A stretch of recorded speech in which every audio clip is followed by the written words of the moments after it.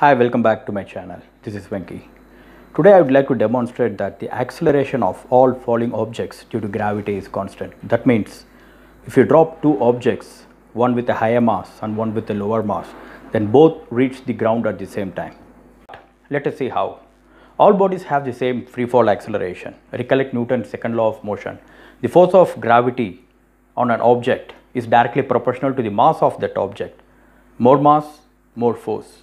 What that amounts to is the force of gravity pulls down everything but at the same acceleration.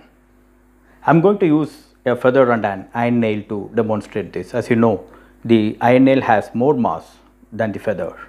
So if you drop both a feather and an iron nail at the same time, then you would think that the iron nail would reach the ground first because it has more mass. Let's see. I am going to drop both at the same time. Watch this.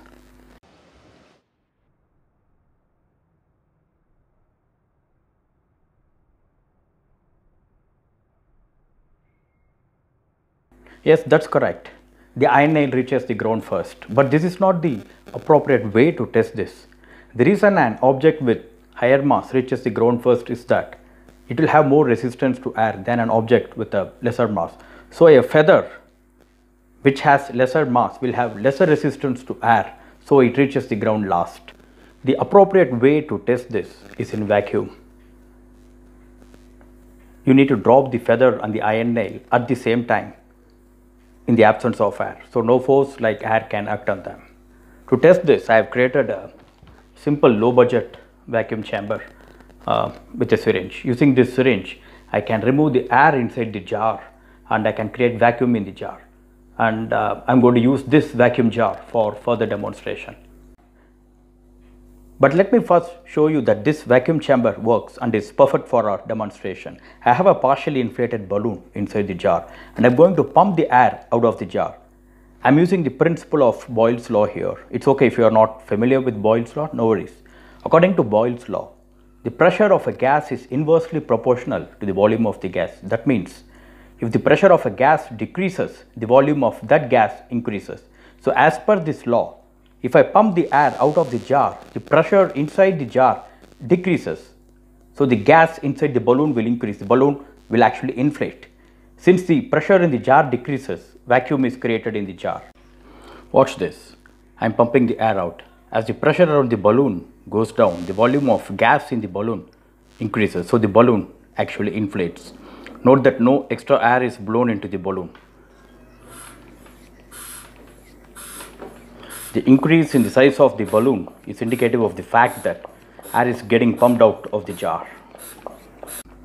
Okay, I now have the feather and the iron nail inside the jar, and I have also pumped the air out of the jar. The jar is in vacuum now, perfect for our demonstration. I'm going to drop the feather and the iron nail. Now to do this, I'm going to turn this jar upside down so you can watch them falling. I'll show this in slow motion so you can watch them clearly falling and reaching the ground at the same time.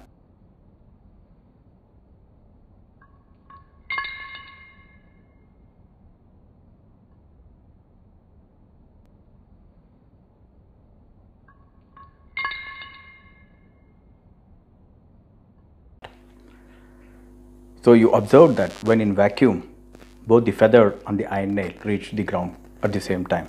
So the conclusion is, while the force of gravity that the earth applies on objects depends upon the mass of the objects, the acceleration of the objects caused due to the force of gravity is always the same, regardless of the mass of the object. So the acceleration of all free fall objects is always the same.